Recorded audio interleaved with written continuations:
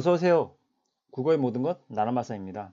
이번 시간에는 그 천재 출판사의 천재교육 출판사의 3학년 2015년 개정교육과정 3학년 과정 진행해 보도록 하겠습니다. 첫 1대단원 문학과 소통 중에서 소단원 1 김춘수 시인의 꽃에 대해서 한번 수업을 진행해 보도록 할게요. 자, 상느 버전이기 때문에 천천히 제가 알고 있는 내용 상세하게 설명을 해서 여러분들 이해가 잘 되도록 노력할 테니 잘 따라와 주기를 바랍니다. 일단 첫 번째 학습 목표부터 보도록 합시다. 자, 첫 번째, 두 번째 학습 목표 두 가지가 있는데 둘 중에 1번만 사실 의미가 있어요. 2번은 사실 의미가 없고요. 문학은 심미적 체험을 바탕으로 한 소통 활동임을 알고 시를 감상할 수 있다. 심리적 체험이라는 것은 무엇이냐면 여러분들이 문학 작품을 읽고 나서 그것이 재밌다, 스릴 있다, 아니면 슬프다, 감동적이다, 아니면 별로다, 이런 식의 어떤 여러 가지 어떤 문학을 읽고 나서의 어떤 느낌이 있을 겁니다. 그죠? 그 느낌을 심리적 체험이라고 해요.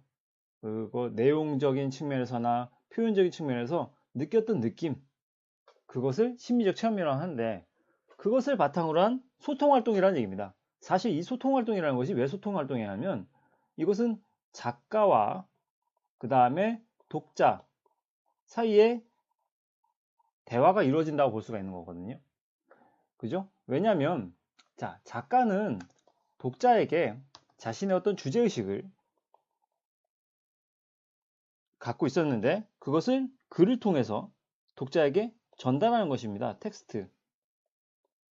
글을 통해서 텍스트로 독자에게 전달하는 거죠. 그게 책인 거잖아요. 그죠? 자, 그 다음에 독자는 작가의 책을 읽고 나서 무슨 생각을 하냐면, 작가의 의도는 무엇이었을까?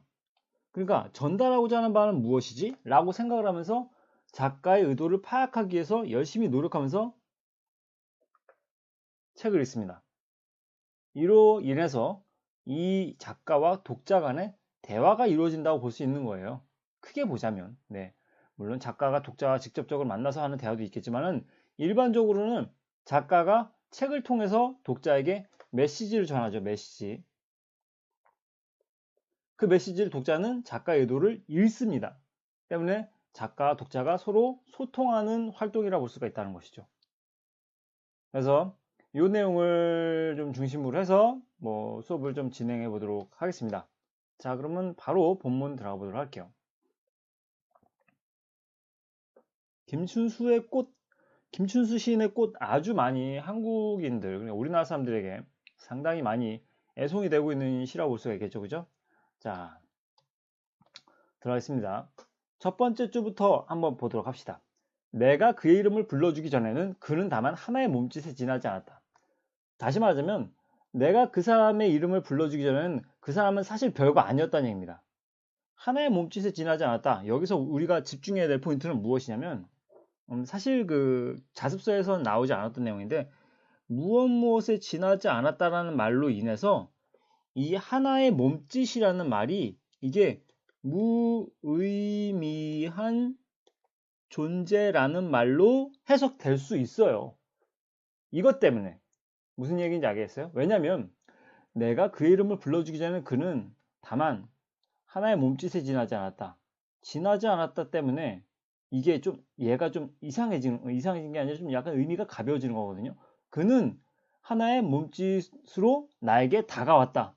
라고 얘기한다면 뭔가 이 하나의 몸짓도 의미가 있을 것만 같은 그런 느낌이 드는데 그는 다만이란 말도 좀 약간 기여를 했지만 그는 다만 무엇에 지나지 않았다.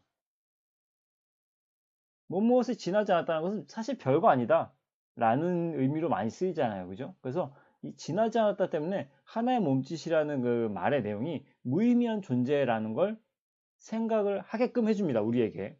그래서 이 이름을 불러주는 것은 어떠한 행위입니까? 이름을 불러준다. 이것은 명명을 한다는 거지. 명명. 이름을 붙여서 불러준다는 겁니다. 생각을 해보세요. 여러분들 모두 이름이 없어. 주변에 있는 그 누구도 이름이 없어. 강아지도 고양이도 이름이 없어. 그러면 그냥 강아지일 뿐이고 고양이일 뿐이고 우리들은 하나의 그냥 인간일 뿐입니다. 하지만 개개인의 어떤 아이덴티티, 즉 개성 이런 것을 갖다가 살려주는 것은 근본적으로는 이름이죠. 그죠? 강아지에게 이름을 붙여주는 것, 우리 집 고양이에게 이름을 붙여주는 것, 내 친구에게 이름이 있는 것, 그 친구의 이름을 부름으로 해서 그 친구와 나 사이에 소통이 이루어지는 것.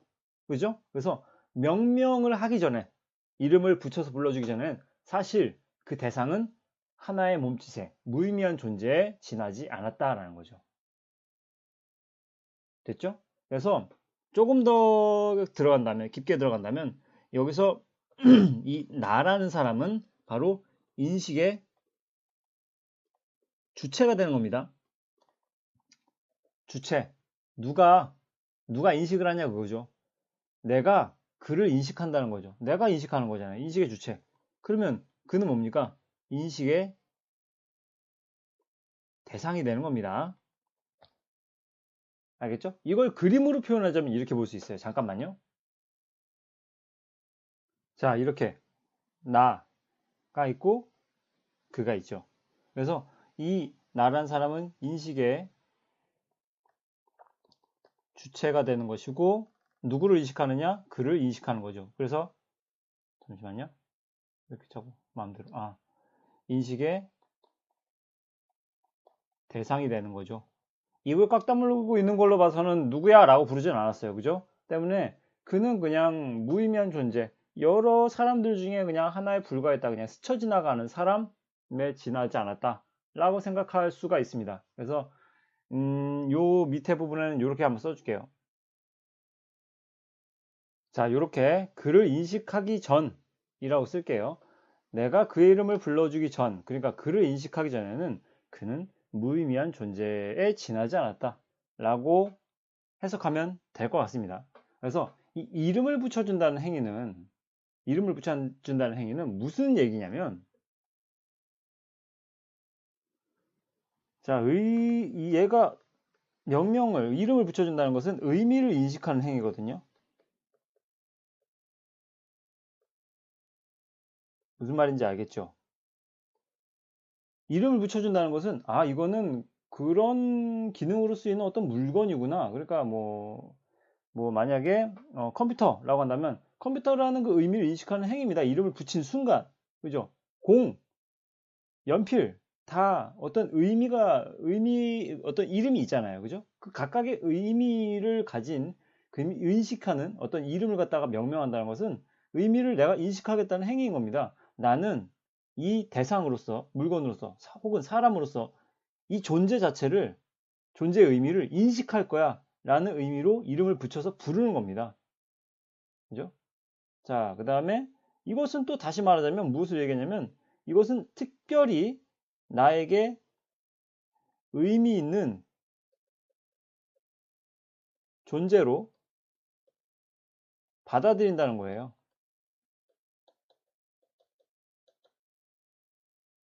이렇게 해석할 수 있습니다. 나에게 의미 있는 존재로 받아들인다. 됐죠? 그래서 특히나 애완동물, 반려견 들여왔을 때 그때 그 반려견의 가장 첫 번째 들어왔을 때 우리는 이름을 붙여주잖아요. 그죠? 그것은 우리 가족에게 있어서 어떤 우리 가족의 구성원으로서 받아들이는 거잖아요. 우리 가족의 구성원으로서 어떤 의미 있는 존재로 받아들이기 위한 첫 번째 단계, 가장 중요한 게 명명, 이름을 붙여서 불러주는 것이죠. 그래서 그 이름을 가진 존재에 대해서 상당한 애착을 가지게 됩니다. 그죠? 다른 예로는 처음 담임 선생님 맡게 되게 되면 우리 반 아이들의 이름을 다 외우잖아요. 그죠?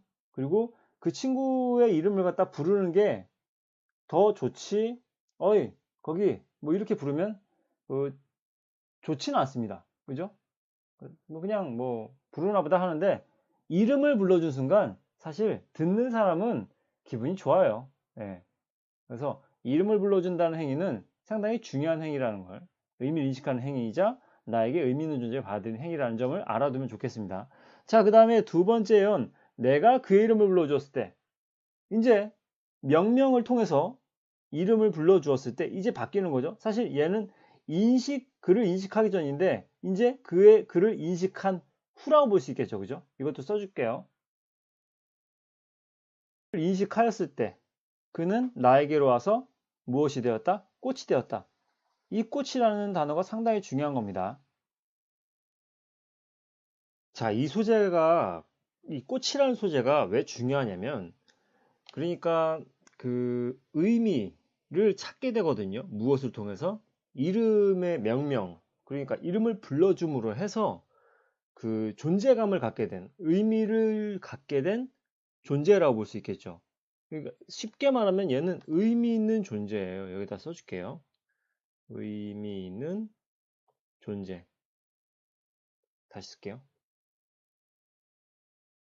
그런데 그 여러분들이 명심해야 될 건 여기에서 등장하는 이 꽃이라는 사물은 일반적으로 우리가 많이 보던 그 꽃밭에 있는 그런 그 꽃이 아닙니다. 구체적 사물로서의 어떤 꽃이 아니라 어떤 추상적 존재라고 보면 돼요. 그러니까 실제적으로 존재하는 그 꽃을 말하는 게 아니라 그 시인이 제시한 어떤 되게 중요한 의미 있는 존재로서 대변하고 싶은 어떤 보이지 않는 어떤 개념일 뿐이에요. 개념. 알겠습니까? 그래서 구체적인 사물로서의 꽃이 아니라 개념입니다. 김춘수 시인이 제시한 어떤 개념인 건데 의미 있는 존재로서의 가장 대표성을 띈 그 사물로서 꽃을 갖다가 들이댄 거죠. 그래서 그 실제적인 꽃이 아니라는 점을 생각하고 그 시를 접근하면 좋을 것 같습니다. 자, 그 다음 그래서 이 그림을 통해서 보자면 이런 거예요. 그림을 통해서 보자면 이 나라는 인식의 주체가 그의 이름을 불러주기 전에 입 다물고 있죠, 그죠? 그의 이름을 불러주기 전에 그냥 그는 단순한 어떤 하나의 몸짓, 무의미한 존재 중에 하나라고 본다면, 그러면 만약에 이제 그의 이름을 불러주었을 때 어떻게 그림이 변하는지 보세요, 한번. 그런 겁니다. 그래서 뭐 이름이 이를테면 어쨌든 춘삼아 하고 부르게 되면 이 춘삼이라는 아이가 잘 지냈어? 이런 식으로 반응을 하게 되는, 만약에 이름을 부르지 않았다면 아까 좀 무뚝뚝한 표정에 그냥 어떤 지나가는 사람들 중에 한 명이었을지 모르겠지만 내가 어떤 의미를 붙여주고 싶은, 명명을 해주고 싶은 사람, 그 친구의 이름을 불러줌으로 해서 상대방은 의미 있는 존재로서 나에게 다가오게 된다는 것이죠. 빛이 나고 있죠, 그죠? 네. 어쨌든 이렇게 됩니다. 2연까지의 전개가 대략 이런 식의 그림이라고 보면 될 것 같고요. 자, 그 다음에 3년 들어가 보도록 하겠습니다. 3년에는 어떤 내용이 전개되냐? 여기서는 이제 간단히 말하자면 시적 화자인 그러니까 인식의 주체였던 내가 그 인식의 대상이 되길 바래요. 네, 인식의 대상을 바란다. 그걸 생각하면 될 것 같아요. 그러니까 나도 좀 누가 내 이름 좀 불러줬으면, 나도 누군가에게 참 의미 있는 존재가 되었으면 좋겠는데, 라는 어떤 소망을 드러내고, 그 다음에 나의 소망에서 이제 더욱더 확장이 되어서, 우리들은 모두 그렇지 않니? 우리들은 모두 그래! 라고 얘기하는 방향으로 진행이 됩니다. 자, 세세하게 한번 봅시다. 내가 그의 이름을 불러준 것처럼, 내가 그의 이름을 불러주어서 그 사람을, 그러니까 의미 있는 존재로 했듯이, 의미 있는 존재를 인식하였듯이, 그 사람이 의미 있는 존재가 되었듯이, 나의 빛깔과 향기에 맞는, 그러니까 나의 어떤 이 아이덴티티, 나의 개성, 그 나다움의 어떤 나의 색깔에 맞는 이름을 누가 불러다오라는 얘기입니다. 이걸 좀 풀어서 써볼게요, 한번. 자, 이렇게 접근할 수 있어요. 그러니까 좀 더 풀어서 말하자면, 좀 순서도 좀 바꿨긴 했지만, 누가 나의 개성과 색깔에 걸맞는 이름을 누가 좀 불러줬으면 좋겠다라는 어떤 소망인 거죠. 여기서 여러분들이 되게 중요하게 봐야 될 포인트는요, 바로 이 빛깔과 향기, 그다음에 불러다오. 이 두 가지는 좀 중요합니다. 빛깔과 향기는 뭐라고 보면 되냐면 얘가 존재의 본질이에요. 그야말로 나를 나답게 해주는 것은 나의 어떤 개성, 뭐 나만의 어떤 그 사고, 가치관, 여러 가지 복합적인 것들이 있잖아요. 나를 나답게 만들어주는 것. 그러니까 다른 사람들과 구별되게 만들어주는 나만의 것. 그죠? 사람만이 아닙니다. 동물도 마찬가지고, 사물도 마찬가지고. 그죠? 이것은 이것이어야만 되는 게 아니라 이것만의 어떤 가진 어떤 아이덴티티, 그죠? 그 개성, 얘만이 가지고 있는 어떤 매력, 여러 가지 것들, 그것들은 다 모두 존재의 본질이라는 겁니다. 본질. 그래서 나의 이 존재의 본질에 알맞는 누가 나의 이름을 불러다오라고 했는데, 이 불러다오가 왜 되게 중요하다고 얘기했냐면, 소망을 드러내는 어조거든요. 근데 뭐 좀 더 붙이자면 간절한 소망을 담아주는 어조입니다. 되고 싶다도 마찬가지고요. 이 둘은 엮어서 생각해야 됩니다. 알겠습니까? 그래서 요거를 좀 포인트 잡아서 공부를 하는 게 좋지 싶어요. 네. 뭐 여담으로 말하자면 요 부분 있잖아요. 알맞는, 얘는 그러니까 되게 중요한 건 아닌데 알맞은이 맞습니다. 알맞는은 그러니까 틀린 표현이에요. 네, 근데 뭐 어쨌든 김춘수 시인께서 알맞는이라고 쓰셨기 때문에 그냥 그대로 옮겨 적는 것일 뿐이지, 뭐 선생님 이건 혹시 시적 허용은 아닌가요? 라고 얘기할 수 있을 친구도 있겠는데, 글쎄요, 이 부분을 갖다가 굳이 알맞는이라고 시적 허용을 함으로 해서 얻어진 효과가 있는지, 그거는 좀 약간 회의적인 생각이 듭니다. 일반적으로 시 속에서 등장하는 어떤 시적 허용, 그러니까 맞춤법에 맞지는 않는 되게 묘한 어떤 표현들 있잖아요. 그죠? 그거를 시 안에서는 허용해 준다고 얘기를 하잖아요. 그죠? 근데 그 시적 허용은 항상 다 공통적으로 어떤 목표를 가지고 있냐면, 어떤 작가가 의도한 바가 있고 그 의도한 바를 갖다 효과적으로 독자들에게 전달하기 위해서 시적 허용이 존재하는 거예요. 그러니까 의도가 있는 거죠. 이렇게 어긋나게, 맞춤법에 어긋나게 표현함으로 해서 독자들에게 좀 느낌을 살리게끔 해주는 어떤 효과가 있는 겁니다. 근데 이건 그런 효과는 있을까요? 모르겠습니다. 어쨌든 시적 허용과는 거리가 멀다고 생각하고요. 자, 그래서 누가 나에게, 나의 이름을 갖다가 불러줬으면 좋겠다. 내가 그의 이름을 불러줬던 것처럼 누군가가 나에게 이름을 좀 불러다오. 그러니까 이것도 다시 한번 써본다면 이런 의미로 쓸 수 있습니다.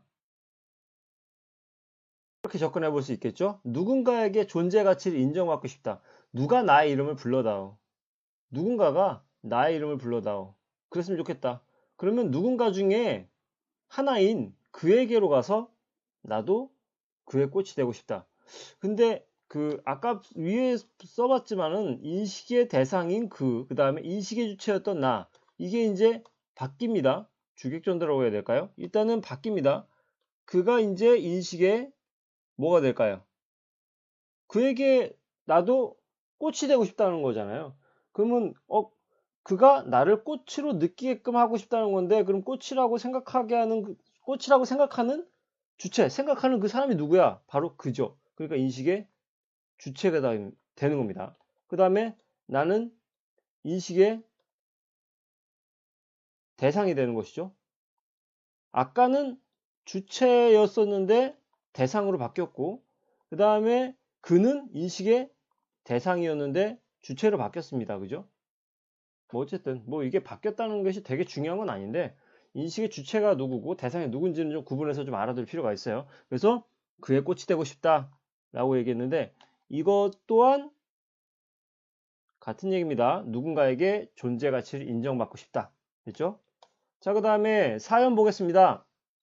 마지막 년이죠. 우리들은 모두 무엇이 되고 싶다. 여기서 우리들은 이라고 얘기한 게 여기서도 되게 또 중요한 부분이에요. 요거 빨간색으로 할게요. 중요한 부분이니까. 우리들, 이게 중요한 겁니다. 나에서 우리들로 뭐가 된 겁니까? 확장이 이루어졌어요. 확장. 나만 그런 게 아니다 라고 얘기하는 거예요. 그죠? 자, 나의 소망이었어요, 사실. 그죠? 이것은 나의 소망이었어요. 근데 이게 우리들의 소망으로 바뀌었어요. 이것도 또 필기해 줄까? 구분되게 녹색으로 할게요. 아니, 녹색이 아니네. 자, 다시. 이게 뭐였냐면, 나의 소망이었어요. 나의 소망. 근데, 뭘로 바뀐 거예요? 이게 우리의 소망으로 확대된 거죠. 확장을 이루어진 거죠. 그죠? 이게 나만의 소망이 아니거든. 우리 모두가 그렇지 않아? 그렇잖아요. 사실 우리들은 그렇잖아요. 인정 욕구라고 해야 되죠. 인정욕이라고 가끔 학생들한테 얘기하는데, 우리들은 누구나 다 다른 사람들에게, 타인에게 인정받고 싶어 하는 어떤 욕구가 있습니다. 그 욕구에서 비롯됐기 때문에 우리가 외모를 꾸미는 것이고, 지적 성숙을 위해서 노력을 하는 것이고, 뭐 페북에다가 글을 올리고, 그 다음에 멋진 사진을 올리고 싶어 하고, 뽐내고 싶고, 내가 가진 자동차, 내가 가진 백을 갖다가 자랑하고 싶어 하고, 다 모두 인정받고 싶어 하는 어떤 욕구예요. 그렇지 않아요? 그렇잖아요. 그죠? 아니, 세상에 나 혼자만 사면 누구한테 보여주자고 그런 멋을 내고 그런 뽐을 내고 그런 사진을 찍냔 말이야. 아무도 봐준 사람이 없는데. 그죠? 우리들 내면은 항상 인정받고 싶어 하는 욕구가 강합니다. 강하게 잘하고 있어요. 그래서 막 되게 막 잘하고 막 게임을 잘해. 그 여러 가지 오버워치라든지 배틀그라운드든지 게임을 갖다 너무 잘해. 그럼 친구들이 막, 우와, 멋지다. 야, 야, 얘 되게 잘해. 막 이런 식으로 하면 어깨 으쓱으쓱해지잖아요. 그죠? 다 인정받고자 하는 욕구가 충족됐고 만족됐기 때문에 되게 기분이 좋은 거거든요. 페북에 사진 찍는 것도 인스타에다 올리는 것도 다 마찬가지로 나 좀 봐줘. 나 이렇게 괜찮은 사람이야. 뭐 이런 식으로 예, 인정받고 싶어 하는 어떤 욕구인 건데 그런 것을 좀 약간 그 김춘수 시인이 잘 캐치한 게 아닌가 싶어요. 예전 그 감성으로. 예, 그죠? 우리들 모두 무엇이 되고 싶다. 무엇이 되고 싶다는 것은 그러니까 뭡니까? 의미 있는 존재가 되고 싶다는 거예요. 그죠? 그래서 좀 약간 필기가 지저분해지니까 좀 지우고 예, 시작할게요. 얘가 바로 그러니까 무엇이라는 게 무엇이냐면 무엇이라는 게 무슨 웃긴다 되게. 그래서 이것은 예, 필기할게요. 무엇은 무엇이냐? 본질에 맞는 이름을 가지고 있는 어떠한 의미 있는 존재가 되고 싶다. 되고 싶구나. 되고 싶다. 이 간절한 소망을 나타내는 그런 것들은 다 모두 그냥 구별되게 세모로 표시해 줄게요. 불러다오. 되고 싶다. 되고 싶다. 됐죠? 자, 이런 것들은 다 모두 간절한 소망의 어조를 나타낸다고 생각하면 될 것 같습니다. 그죠? 그 다음에 너는 나에게, 나는 너에게 잊혀지지 않는 하나의 눈짓이 되고 싶다. 아까는 하나의 몸짓에 지나지 않았다 라고 얘기했는데 이번에는 눈짓이라고 얘기했어요. 자, 이렇게 필겠습니다. 하나의 눈짓은 의미 있는 존재, 소중한 존재. 되게 필기를 많이 했기 때문에 복잡해 보이지만 하지만 별거 아닙니다. 그냥 어쨌든 나는 이름을 불러주기 전에 그 이름 불러주기 전에 어쨌든 그는 그냥 무의미한 존재에 지나지 않았는데 이름을 불러주니까 유의미한 존재가 되었다라는 거야. 그리고 나도 누군가에게 유의미한 존재가 되고 싶고 나뿐만이 아니라 우리들은 모두 유의미한 존재가 되고 싶다 이 말입니다. 유의미한 존재는 소중한 존재라고 생각하면 될 것 같아요. 그죠? 그래서 이런 부분을 체크하고 넘어가면 될 것 같고 자, 그 다음에 사족일 수도 있겠는데 쓸데없는 말 뱀의 다리입니다. 어쨌든 사족일 수도 있겠는데 잊혀지지 않는 이거 빨간색으로 표기하기 좀 그렇고 어쨌든 잊혀지지라는 이 표현은 이건 사실 틀린 말입니다. 잊히지라고 하는 게 맞아요. 왜냐면 이걸 설명해 줄게요. 얘는 피동이거든요. 피동인데 피동의 설명 어쨌든 피동입니다. 두 번 이중 피동이 되는 건데 있다라는 이거 뭐 어쨌든 스킵하세요. 스킵할 사람은. 근데 혹시나 학교에서 이거 가지고 설명하실 선생님도 계시기 때문에 있으실까 봐 좀 설명해 주는 거예요. 상느 버전이니까 어디까지나. 그죠? 네. 잠깐만. 깔끔하게 다시 표기할게요. 잊혀지지 이걸 분석한다면 있다 라는 어떤 기본 형태에다가 he라는 피동 접사와 그 다음에 어지다 라고 할 수 있는 이것도 피동 접사입니다. 그 다음에 지 이렇게 된 거예요. 근데 피동 접사가 두 번 들어갈 이유가 있나? 없죠. 그럼 얘를 빼버려야 돼요. 그래서 잊히지 않는 잊히지 않는 하나의 눈짓이 되고 싶다 라고 쓰는 게 맞습니다. 네. 이것도 뭐 김준수 시인께서 의도한 바가 있지 않을까 싶은데 어쨌든 시적 허용은 모르겠습니다. 네, 시적 허용과는 거리가 멉니다. 어떤 효과를 노린 건지 모르겠습니다. 근데 어쨌든 잊히지 않는 하나의 눈짓이 되고 싶다 라고 하는 게 좋겠죠. 어쨌든 이 정도로 생각을 하면 될 것 같고요. 잠시만요.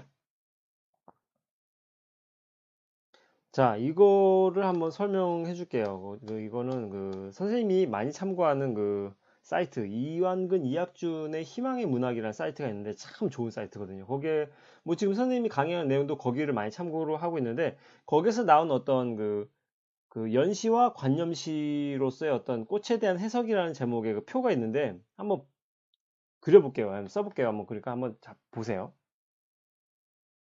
이렇게 볼 수 있다는 거예요. 지금 이쪽 부분이 관념시, 그러니까 이쪽 부분이 우리가 주로 선생님이 설명했던 내용인 거고요. 그러니까 이름을 붙인다는 행위는 존재 본질 인식하는 행위고, 몸짓이라는 것은 의미 없는 존재인데 꽃이 되고 싶다. 이 꽃은 의미 있는 존재가 되고 싶다라는 얘기인 거고.